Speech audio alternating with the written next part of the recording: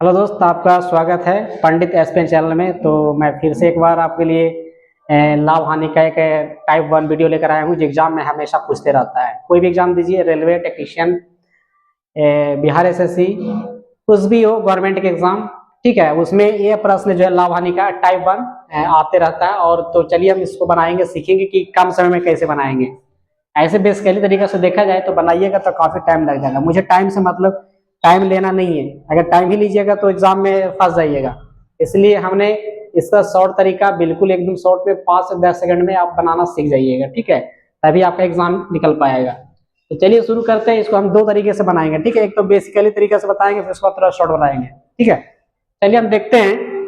इस पहले प्रश्न को समझ लेंगे कि प्रश्न आखिर कहता क्या है, क्योंकि ये प्रॉफिट लॉस का ये टाइप 1 क्वेश्चन है। मैं इसी तरह से आपका 10 टाइप बताऊंगा। 10 टाइप अगर सीखने के बाद अगर आपको एग्जाम में अगर जाइएगा ना, यही टाइप्स आपको हमेशा आएगा, इससे फालतू नहीं आएगा, याद रखिएगा, ठीक है।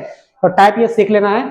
तो चलिए प्रश्न को पढ़ते हैं। क्या कहता है कि एक वस्तु को 1754 में बेचने से उतना ही लाभ होता है जितना कि उस वस्तु को 1492 में बेचने से हानि होती है। मतलब है कि अगर 1754 में जो बेचते हैं किसी वस्तु को, तो हमें जो लाभ जो प्राप्त होती है वह उसी वस्तु को अगर 1492 में बेचेंगे तो मुझे जो हानि होगी वही दोनों आपस में बराबर होगा। यानी लाभ और हानि दोनों आपस में क्या होगा, वैल्यू बराबर होगा, ठीक है।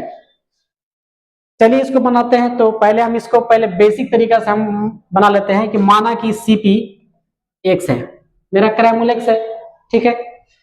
तो एक बार यहाँ पर बेच रहा है तो लाभ हो रहा है, एक बार बेच रहा है तो हानि हो रहा है, दोनों लाभ हानि आपस में बराबर है, ठीक है। तो आप बताइएगा कि लाभ कब होगा।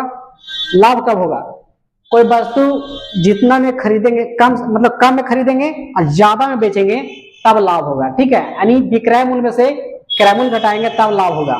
तो हमारा विक्रय मूल्य कितना है, 1754। तो 1754 यहाँ विक्रय मूल्य हो गया। विक्रय मूल्य में से क्रय मूल्य घटाएंगे तभी लाभ निकलेगा। तो चलिए यहां से लाभ निकाल लेना है। क्रय मूल्य कितना माने, एक्स हो गया, ठीक है। ये तो पहला हो गया कि पहले कंडीशन में लाभ होता है, तो लाभ कमाने के लिए हमको विक्रय मूल्य में से क्या करेंगे, क्रय मूल्य घटाएंगे तो लाभ मिल जाएगा।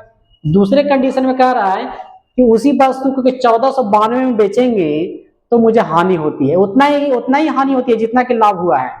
तो अब मुझे बताइए कि हानि निकालना है, तो हानि कैसे निकालेंगे। तो क्रय मूल्य में से हमेशा विक्रय मूल्य घटाएंगे। तो क्रय मूल्य क्या माने, एक्स माने, तो एक्स में से विक्रय मूल्य घटा देंगे। विक्रय मूल्य क्या है, 1492, ठीक है।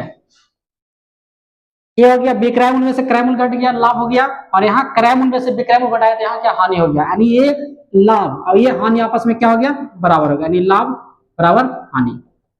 इसी को सोल्यूशन कर दीजिएगा, आंसर आ जाएगा, ठीक है। चलिए अंक वाला की तरफ कर दीजिए। तो 1754, 1492 इधर लेके आ जाइए, इधर माइनस में जाकर प्लस में हो जाएगा। एक्स इधर था, एक्स तो जाके यहाँ पर प्लस में एक्स हो जाएगा। ये जोड़ेंगे तो कितना है, 4 2 6, 9 पर 14 का 4, 7 4 11 1 12 हो गया, 1 2 1 3, 1 से 2 एक्स हो जाएगा। इसको काट दीजिए, 2 से 16 23। मेरा क्रय मूल्य कितना आ गया, 1623। ये ऐसा वैल्यू है क्रय मूल्य कि 1754 में बेचेंगे तो उतना ही लाभ होगा जितना कि 1492 बेचने से हानि होती है। तो मेरा आंसर क्या होगा, पूछ रहा था कि वस्तु का लागत मूल्य ज्ञात करें, तो वस्तु का लागत मूल्य निकल गया 1623 रुपया।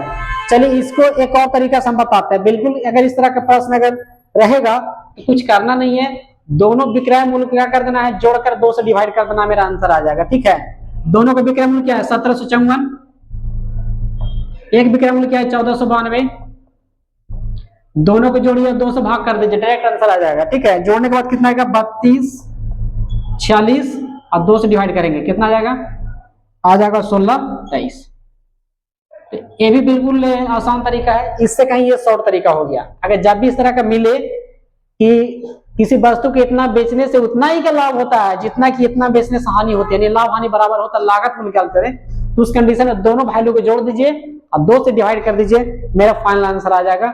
अगर बेसिकली तरीके से बनाना है तो इस कंडीशन बना सकते हैं, यहाँ लाभ और हानि आपस में क्या कर देना है, बराबर कर देना है, लेकिन उसके लिए पहले आपको क्रय मूल्य मानना पड़ेगा।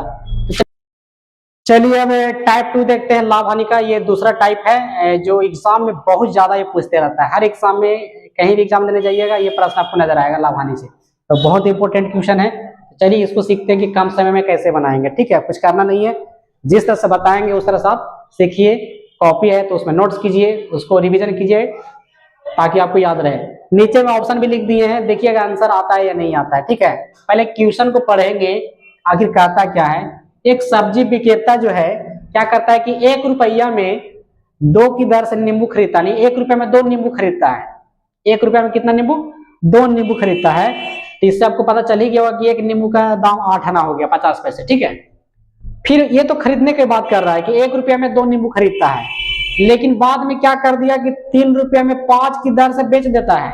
3 रुपया में 5 की दर से उसी नींबू को क्या कर देता है? बेचता है। तो उसका लाभ प्रतिशत ज्ञात करें। चलिए बहुत ही आसान है, इसको पहले हम सजाना सीखेंगे, सजा लेंगे। तो पहले खरीदता है, खरीदा कितना? 1 रुपया में 2 की दर से, तो 1 रुपया में 2 की दर से खरीद लिया। ठीक है, इस तरह से आपको लिखना होगा, लिख लीजिएगा। उसके बाद 3 में 5 की दर से बेच देता है, 3 में 5 की दर से बेच देता है। ये खरीदा है और ये बेचा है, ये इस तरह लाइन में एक तरह से खींच कर लिख लेंगे। ठीक है, आपको पहले सजा लेना है।